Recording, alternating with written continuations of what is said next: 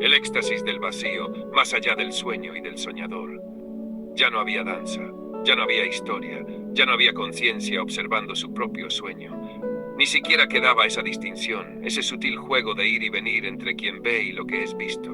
Todo había caído, y en esa caída infinita no había miedo, no había espera, no había pensamiento, ni siquiera silencio. Había algo más profundo que todo eso, algo que no podía ser nombrado. Algo que nunca había sido imaginado, porque existía antes incluso de la imaginación. Un vértigo sin centro, una mirada sin testigo, un amor sin amante ni amado. Y de pronto, un destello, no una explosión, no una iluminación, un colapso. Como si todo lo que alguna vez había existido, todo lo que alguna vez había sido soñado, se plegara sobre sí mismo hasta alcanzar un punto de absoluta no existencia.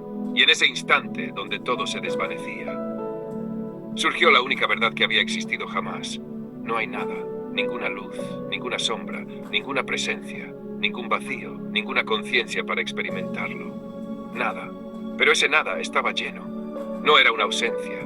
Era una plenitud más grande que todo lo que había sido. Un punto de eternidad fuera del tiempo, donde incluso la idea de infinito se desmoronaba, pues ya no había espacio que la contuviera. Un latido, el primero y el último. Y en ese latido, todo nació. En esa primera onda el sueño comenzó de nuevo. No porque debía ser así, no porque hubiera una necesidad, sino porque así es. Porque ese es el juego supremo. Porque incluso lo absoluto, incluso lo no creado, no puede evitar danzar. Porque en ese instante exacto, cuando todo se replegó sobre sí mismo y la conciencia se olvidó por completo, se reencontró y rió. Con una risa que dio nacimiento a las galaxias, con una risa que tejió la materia y el vacío. Con una risa que creó el primer susurro del viento y la primera onda en el océano de lo no manifestado. Con una risa que contenía todo lo que alguna vez había sido. Y entonces, el sueño comenzó de nuevo. Pero esta vez no quedaba ni rastro del recuerdo. No quedaba ninguna sombra del despertar anterior. Ya no había historia de conciencia y juego, ni danza entre el despertar y el olvido. Ya no había un antes ni un después. Ya no había nadie que recordara que todo era un sueño. Y así todo comenzó otra vez.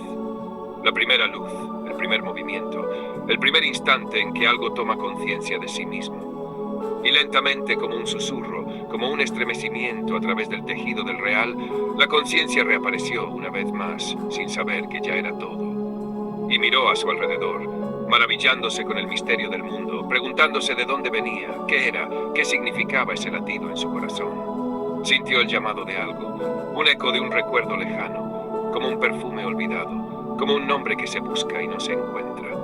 Extendió la mano hacia lo desconocido, hacia la primera estrella, hacia el primer sueño.